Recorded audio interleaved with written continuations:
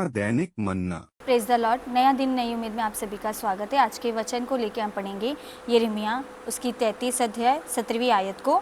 यहोवा योग कहता है, दाऊद के कुल में इस्राएलियों के घरानों की गद्दी पर विराजमान सदा बना रहेगा। परमेश्वर इसमें मतलब ये एक विपत्ति में थे, वहाँ से उन्हें रिटर्न लेके आके और वापस से बसाने के लिए उनके साथ भविष्यवाणी करता है। दाऊद के बारे में अगर जो आप बाइबल पढ़ रहे हैं या परमेश्वर पर भरोसा रखते हैं तो आप ज़रूर जानते होंगे कि परमेश्वर ने दाऊद को कितना ब्लेस करके रखा था, कितना आशीषित करके रखा था।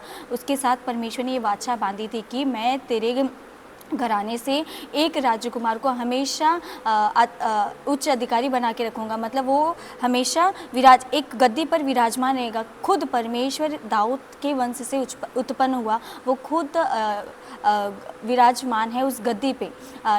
अधिकारी का अधिकारी और परमेश्वरों का परमेश्वर है। तो जिस तरह परमेश्वर ने दाऊद को वाचा दिया कि मैं तेरे घराने को तेरे बाद आशीषित करते रहूँगा, उसी तरह क्योंकि दाऊद परमेश्वर का डर भय मानता था, वो परमेश्वर के साथ चलता था, उसका अनुभव जो था परमेश्वर के साथ, तो वो बहुत विश्वास रखता था परमेश्वर में। कुछ भी कार्य करता था तो वो परमेश्वर से पहले पूछ के उसके बाद वो अपने कार्य को करता था। जिसके भी अंदर परमेश्वर का डर भय है, अगर आप परमेश्वर का डर भय मानते, परमेश्वर के वचन में चलते हैं, तो जिस तरह परमेश्वर ने दाऊद से वाचा किया, वही वाचा परमेश्वर आपके घराने में, आपके बाद आपके पीढ़ी के घराने में आशीषित करता रहेगा उद्धार से, ब्लेसिंग के साथ। जैसे दाऊद के वंशज को परमेश्वर ने आशीषित करके ब्लेस करके चलाया, उसी तरह परमेश्वर आपके वंश को भी चलाएगा। लेकिन उसके जिस तरह दाऊद ने किया, वो परमेश्वर के सम्मुख में रहा, परमेश्वर को छोड़ा नहीं। दाऊद से भी गलतियाँ हुई थी, लेकिन वो छोड़ के चला नहीं गया, वो रहा, उसका पनिशमेंट उसने लिया। वैसे ही अगर आपसे भी कभी कुछ गलती हो रही तो पनिशमेंट लीजिए, रुकिए, लेकिन परमेश्वर के सम्मुख में रहिए, वही हमें छुड़ा सकता है। उसने जो वाचा दाऊद को दिया था, उसने उसे पूरा भी किया।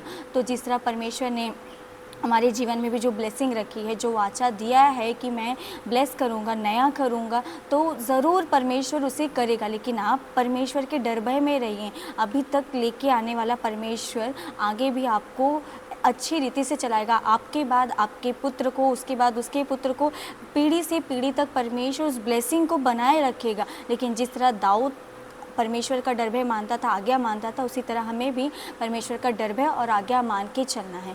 हालेलुया। हम प्रार्थना करेंगे।